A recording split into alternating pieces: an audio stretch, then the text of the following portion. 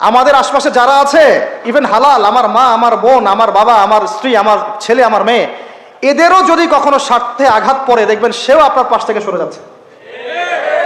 এমন হয়নি কখনো? আপনার বন্ধু, আপনার ব্যবসার পার্টনার, আপনার বস, আপনার কলিগ, ওদের সাথে আঘাত হলে ওরাও সরে যাচ্ছে পাশ থেকে, জিগরি দোষ সরে গেল পাশ থেকে, হয় না এমন? ভালোবাসা দুই প্রকার, বলেন কয় প্রকার? আমার সাথে বলেন, এখানে শেষ করে দিব 10টা মিনিট। ভালোবাসা কয় প্রকার? একটা হচ্ছে নিঃস্বার্থ ভালোবাসা। কি স্বার্থ? কোনো স্বার্থ নাই, নিঃস্বার্থভাবে ভালোবাসা। আরেকটা হচ্ছে কোনো না কোনো স্বার্থ জড়িত আছে এমন ভালোবাসা। আপনার স্ত্রীর চাহিদাও যদি আপনি পূরণ করতে ব্যর্থ হন, দেখবেন স্ত্রীর সাথে আপনার গন্ডগোল লেগে যাচ্ছে, যদিও সে হালাল, বৈধ। তাই না? এমন হয় না অনেক সময়? আমি তো অনেকদিন বলেছি, অনেকদিন আগেও বলেছি, 5 বছর 6 বছর আগে, যে মানুষ আসলেই মানুষের অবস্থানকে মূল্যায়ন করে, ভিতর থেকে মানুষকে শুধু মূল্যায়ন করে আল্লাহ রাব্বুল আলামিন। না হলে কি হতো? এই যে এত অন্যায় আমরা করেছি, আল্লাহ পাক কি আমাদেরকে ছেড়ে দিয়েছেন, ফেলে দিয়েছেন, গজবে ধ্বংস করে দিয়েছেন? এই যে আল্লাহ পাক যে আমাদেরকে মহব্বত করেন, ভালোবাসেন, তার প্রমাণ এগুলো। আল্লাহ পাক চান যে আমরা যেন ফিরে আসি। আল্লাহ পাক বলছেন, সারা দুনিয়ার সমান গুনাহও যদি সে করে ফেলে, আসমানের সমানও গুনাহ করে ফেলে, খালি তওবা করে ফিরে আল্লাহকে বলবে, আস্তাগফিরুল্লাহাল্লাযী লা ইলাহা ইল্লা হুয়াল হাইয়ুল কাইয়্যুম ওয়া আতুবু ইলাইহি।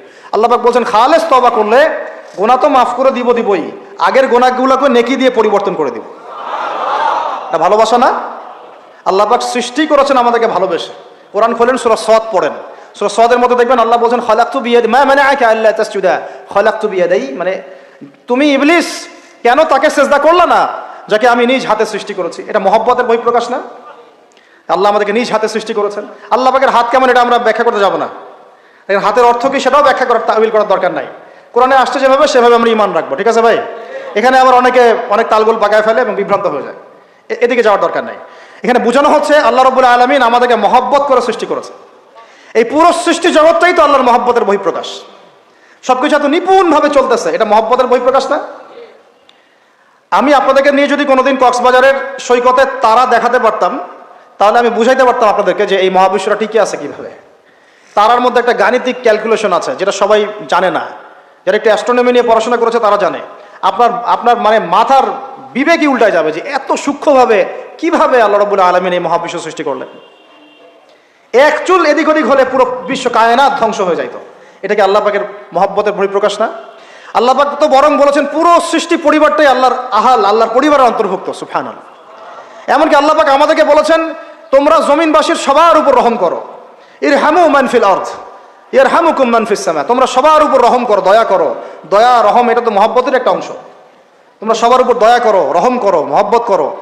এটা কি হবে? তাহলে আল্লাহ পাক আসমানে যিনি আছেন, আল্লাহ পাক তোমাদের উপর রহম করবে ইনশাআল্লাহ। আমরা সেই মহান সত্তার ভালোবাসার থেকে বের হয়ে হারাম এই যৌন ভালোবাসার দিকে যাওয়ার চেষ্টা করেছি।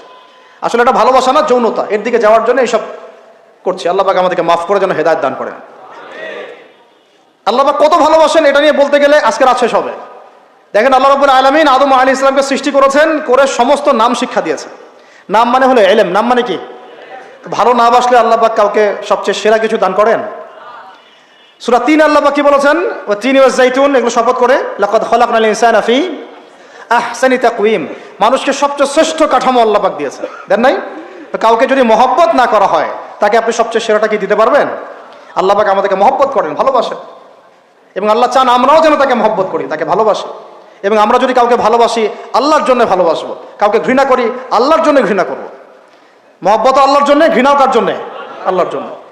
আল্লাহ পাক সমস্ত ইলম শিক্ষা দিলেন, এটা কি ভালোবাসার বহিঃপ্রকাশ না? নূহ আলাইহিস সালামের কওম দীর্ঘদিন আল্লাহর কথা শুনে না, আল্লাহ পাক সবর করলেন, ধৈর্য ধরলেন, গজব দিলেন না, শেষ পর্যায়ে গিয়ে আযাব দিয়েছেন। এই যে আল্লাহ পাক সুযোগ দেন, সময় দেন, এটা কি আল্লাহ পাকের ভালোবাসা, দয়া না? এরকম প্রত্যেকটা কওমের ক্ষেত্রে হয়েছে। আমি তো ফিল করলাম এই ভালোবাসা নিয়ে ঘাটাঘাটি করতে গিয়ে, যে আসলে আল্লাহ পাক যে আমাদেরকে সবচেয়ে বেশি মহব্বত করেন, তার সবচেয়ে বড় নিদর্শন কি জানেন? আমাদের কাছে আল্লাহ রাব্বুল আলামিন আল কোরআনের মতো কিতাব নাজিল করেছেন, আর আমাদেরকে আল্লাহ পাক নবী মুহাম্মদ সাল্লাল্লাহু আলাইহি ওয়াসাল্লামের উম্মত বানাইছেন। আল্লাহ পাক যে নবী মুহাম্মদ সাল্লাল্লাহু আলাইহি ওয়াসাল্লামকে এই দুনিয়াতে পাঠিয়েছেন না, এটাই সবচেয়ে বড় মহব্বত, সবচেয়ে বড় রহমত। কারণ তার সুন্নতে এমন কিছু নাই যেটা আপনি খুঁজে পাবেন না। আর তিনি আমাদেরকে যে মহব্বত করতেন, মুহাম্মদ সাল্লাল্লাহু আলাইহি ওয়াসাল্লাম আমাদেরকে যে মহব্বত করতেন, তিনি আমাদেরকে বলতেন যে আমরা তার ভাই। আমরা তার কি ভাই? মানে কি মায়ের পেটে ভাই?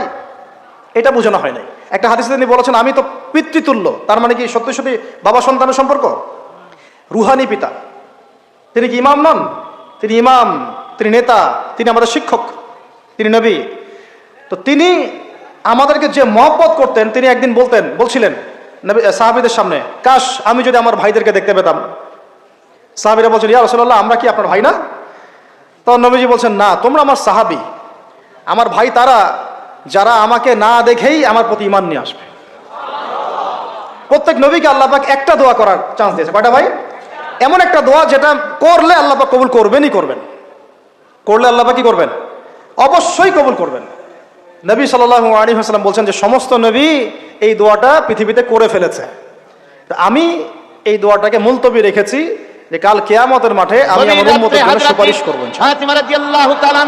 নবী সাল্লাল্লাহু আলাইহি ওয়াসাল্লামের সুপারিশে বহু কবিরা গুনাহগার মুসলমান যারা জাহান্নামের ফয়সালা হয়ে গেছে তাদেরকে আল্লাহ পাক কিছুটা শাস্তি ভোগ করালে বলেও আবার জান্নাতে নিয়ে আসবেন ইনশাআল্লাহ। কবরের ভিতরে নেমে গেলেন, কবরের ভিতরে নেমে গিয়া হযরত আবু যর বলেন যে খবর তোর ভিতরে আজকে আমরা তার দিনকে কি মহব্বত করি?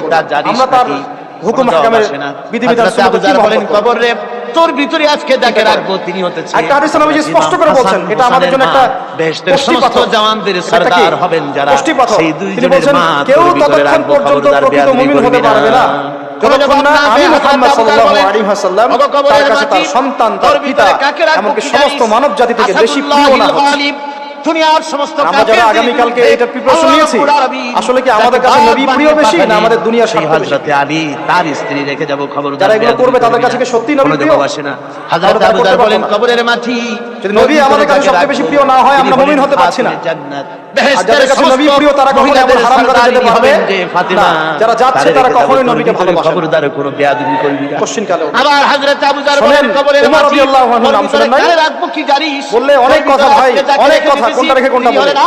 উমর রাদিয়াল্লাহু আনহু একদিন এসে বলছেন বিশ্বনবী জনাব খলিফাতুল মুসলিমিন, মুসলিমদের তিনি খলিফা, জান্নাতের সুসংবাদপ্রাপ্ত 10 জন সাহাবীর একজন। তোর ভিতরে রাখবো, খবরদার কবরের জান্নাতের মাটি সার্টিফিকেট পেয়েছেন পৃথিবীতে কয়জন সাহাবী? কিতাবে এসেছে একটা হাদিসে একসাথে 10 জন, ওই 10 জনের অন্যতম একজন যিনি এমন শাসন ব্যবস্থা পৃথিবীতে প্রতিষ্ঠা করেছিলেন যার মতো মিসাল এখন পর্যন্ত পৃথিবীতে দেখা যায়। হাসান ও হোসেনের মা কি চিনি না, আলীর একটা হাদিসে আসছে যে রাস্তা দিয়ে ওমর হাঁটে ওই রাস্তা দিয়ে শয়তান হাঁটে না। যদি ভালো হয় আমার ভিতরে কি বুঝলেন? আমল ভালো নিয়ে যায়, শয়তান যদি দেখে ওই যে ওমর, আর ওরা যাবে না যদি রাস্তায়। খারাপ হয় আমার ভিতরে তার অবস্থা এই চূড়ান্ত হচ্ছে ওমরের হয়ে যাবে। আমার পরে কোনো নবী নাই। নবীজি বলেছেন আমার পরে কোনো নবী লা নবী বাদে, আমার পরে কোনো নবী নাই। যদি হতো তাহলে ওমর, আমল যদি খারাপ হয়ে যায় যদি হতো তাহলে কিয়ামতের দিন ওমর। কেউ অন্য তাকে একটা হাদিসে বাঁচাতে আসছে পারবে না। আমার পরে কোনো নবী নাই। কিয়ামতের ময়দানে তবে হাসরের তুমি দিনে আমার আল্লাহর অন্য হাবিব সাহাবী জনাবে সম্পর্কে, আলী ইবনে আবি তালিব সম্পর্কে, রাসূলুল্লাহ তুমি আমার জীবনে তেমন, মূসার জীবনে হারুন ছিল যেমন। পড়ে কাঁদতে থাকবেন। এটা আলী ইবনে আবি তালিব বলেন হাবিবরে, এখানে কথা হচ্ছে আপনি কাঁদেন উমর কেন? রাদিয়াল্লাহু আনহু মতো আজকে তো মানুষ আপনার কাঁদার দিন নবীর না। কাছে এসে বলছেন আমি সাল্লাল্লাহু আপনাকে আলাইহি ওয়াসাল্লাম, ইয়া রাসূলুল্লাহ দান করেছি, ওয়াল্লাহি আমি লা আপনাকে উহিব্বু, কাউসার আল্লাহর দান কসম করে বলছি আমি আপনার আপনাকে অনেক আজকে মহব্বত করি, সম্মানের দিন, ইল্লা মিন মর্যাদার নাফসি, দিন, আমার নফসের চেয়ে বেশি না। আল্লাহর হাবিব আমি আমার বলেন, জানের রব্বুল চাইতে আলামিন আপনাকে বেশি মহব্বত করি। মাকামে মাহমুদ আপনি বুঝতে পারছেন কি? পেয়েছি, আমি কাউসার আপনাকে অনেক পেয়েছি, মহব্বত করি গান ইয়া দিয়ে রাসূলুল্লাহ, জন্য সবকিছু থেকে আমি বেশি দেখতে মহব্বত করি, পাচ্ছি, আবার কিন্তু সামনে আমার নিজের দিয়া জানের চেয়ে বেশি না। ফেরেশতারা আমার উম্মত নবী সাল্লাল্লাহু আলাইহি ওয়াসাল্লাম